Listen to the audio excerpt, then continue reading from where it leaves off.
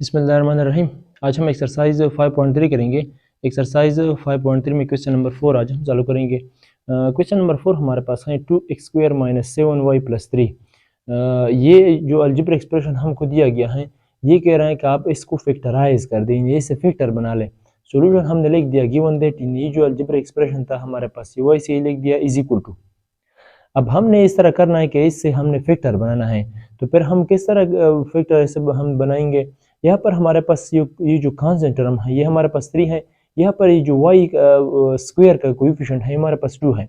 इन ये आपस में हम मल्टीप्लाई करेंगे, यानी 3 × 2 से हमारे पास क्या आता है 6 आता है, यानी +6। यहाँ पर ये जो y का कोएफिशिएंट हमारे पास है ये -7 है। तो फिर हम इस तरह करेंगे कि ऐसे दो हिन से जिनके हासिल जमा करने से हमारे पास क्या आ जाए -7 आ जाए। हासिल जमा करने से यानी हासिल ज़रब करने से हमारे पास क्या आ जाए +6 आ जाए।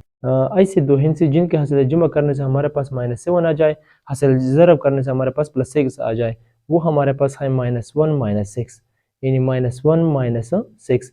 अगर आप लोग देख ले यहाँ पर -1 है, यहाँ पर -6 है। अगर हम इन दोनों को ऐड कर दे ऐसे हमारे पास -7 आता है। अगर -1 - 6 को हम मल्टीप्लाई कर दे ऐसे हमारे पास क्या आता है +6 आता है, यानी माइनस मल्टीप्लाई बाई माइनस हमारे पास +6 आता है।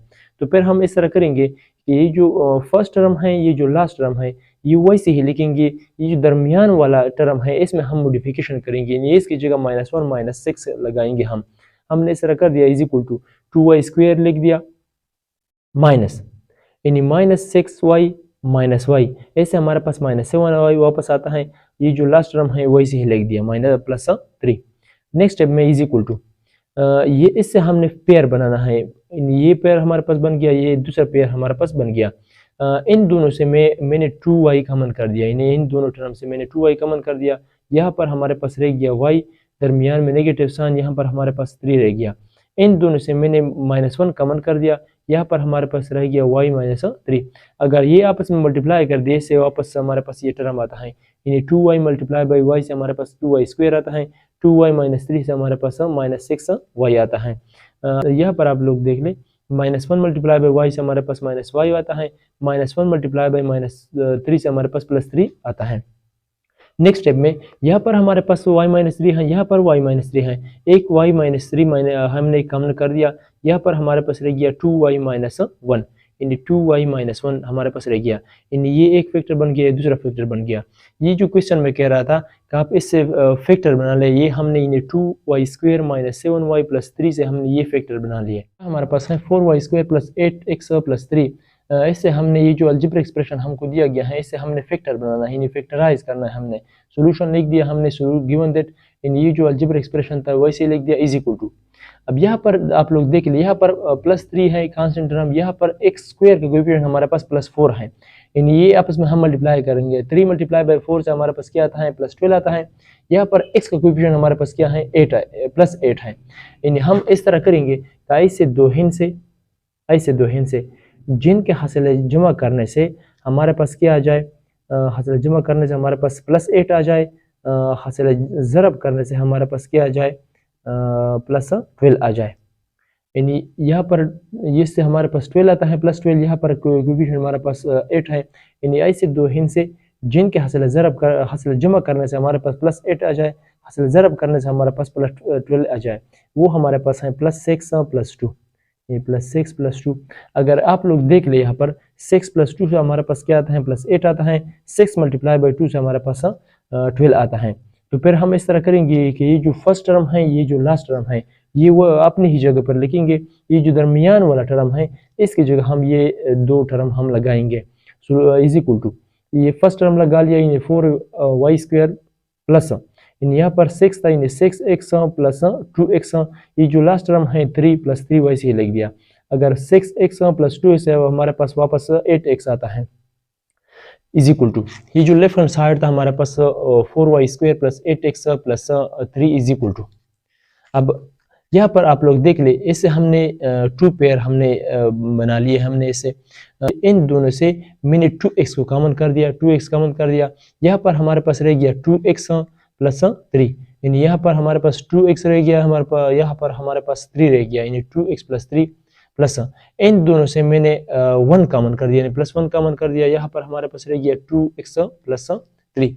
इससे अगर आप लोग मल्टीप्लाई कर दे, इससे वापस से हमारे पास ये अलजेब्रिक एक्सप्रेशन वापस आता है। यानी 2x मल्टीप्लाई बाई 2x हमारे पास क्या आता है, 4x स्क्वायर आता है। 2x मल्टीप्लाई बाई 3 से हमारे पास 6x आता है। 1 मल्टीप्लाई बाई 2x हमारे पास 2x आता है। 1 मल्टीप्लाई बाई 3 से हमारे पास 3 आता है। अब यहाँ पर आप लोग देख ले, यहाँ पर 2x है प्लस 3 है, यहाँ पर 2x प्लस 3 है। इन दोनों से मैंने 2x प्लस 3 कॉमन कर दिया। यहाँ पर हमारे पास रह गया 2x प्लस 1। यानी ये एक फैक्टर हमारे पास बन गया, ये हमारे पास दूसरा फैक्टर बन गया। यानी ये जो अलजेब्रिक एक्सप्रेशन हमको दिया गया था 4x square plus 8x plus 3, इसे हमने फैक्टराइज कर दिया। ये हमारे पास फैक्टर बन गया, यानी 2x plus 3 into 2x plus 1। अब क्वेश्चन नंबर 6 हमारे पास है 10y square minus 3y minus 1।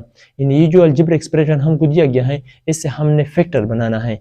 Solution हमने लिख दिया गिवन दैट, यानी ये जो अलजेब्रिक एक्सप्रेशन था वैसे लिख दिया इज इक्वल टू। अब यहाँ पर आप लोग देख ले, यहाँ पर -1 है कांस्टेंट टर्म, यहाँ पर y का कोएफिशिएंट हमारे पास 10 है। यानी -1 मल्टीप्लाई बाई 10 से हमारे पास क्या आता है, -10 आता है। यहाँ पर x का कोएफिशिएंट हमारे पास क्या है, -3 है। यानी i से दो हिंद से जिनके हासिल जमा करने से हमारे पास क्या आता है, -3 आ जाए। हासिल ज़रब करने से हमारे पास क्या आ जाए, हासिल ज़रब करने से हमारे पास -10 आ जाए। वो हमारे पास है -5 प्लस 2, यानी -5 प्लस 2। आप देख सकते हो -5 प्लस 2 से हमारे पास क्या आता है, -3 आता है। -5 मल्टीप्लाई बाई प्लस 2 से हमारे पास -10 आता है। तो फिर हम किस तरह करेंगे, ये जो फर्स्ट टर्म है, ये जो लास्ट टर्म है, ये वैसे ही लिखेंगे। ये जो दरमियान वाला टर्म है, इसमें हम मॉडिफिकेशन करेंगे, नहीं इसकी जगह ये 2 फैक्टर हम लगाएंगे। यानी 10y स्क्वायर लगा लिया, -5y प्लस 2y माइनस 1, यानी लास्ट टर्म है, ये वैसे ही लिख दिया -1 इज इक्वल टू। यहाँ पर हमने पेयर बना लिया है इस दोनों से। यहाँ पर 10y स्क्वायर माइनस 5 है, इससे हमने 5y कॉमन कर दिया। यहाँ पर हमारे पास रह गया 2y। यहाँ पर हमारे पास इन दोनों से मैंने 5y कॉमन किया था, यहाँ पर हमारे पास रह गया -1। इन दोनों से मैंने +1 कॉमन कर दिया, यानी 2y माइनस 1 रह गया।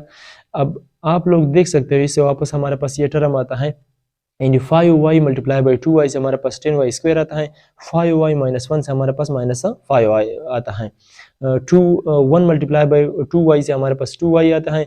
1 मल्टीप्लाई बाई -1 से हमारे पास -1 आता है। नेक्स्ट स्टेप में यहाँ पर आप लोग देख सकते हो, यहाँ पर 2y माइनस 1 है, यहाँ पर भी 2y माइनस 1 है। इन दोनों से मैंने 2y माइनस 1 कॉमन कर दिया। यहाँ पर हमारे पास रह गया 5y प्लस 1, यानी ये 2 फैक्टर हमारे पास बन गया, यानी 2y माइनस 1 5y प्लस 1। ये जो अलजेब्रिक एक्सप्रेशन हमको दिया गया था 10y square minus 3y minus 1, ये कह रहा था कि आप इसको फैक्टराइज कर दें, फैक्टर बना लें। ये हमने फैक्टर बना लिया, यानी 2y minus 1 into 5y plus 1।